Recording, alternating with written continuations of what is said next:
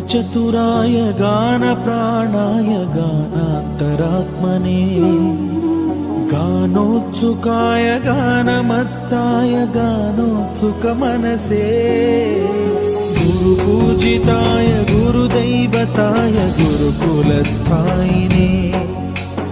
गुरुविक्रमाय गुह्यप्रवराय गुरवे गुणगुरवे गुरुदैत्यकलक्षेत्रे गुरुधर्मसदाराध्याय गुरुपुत्र परित्रात्रे गुरुपाखण्डखण्डकाय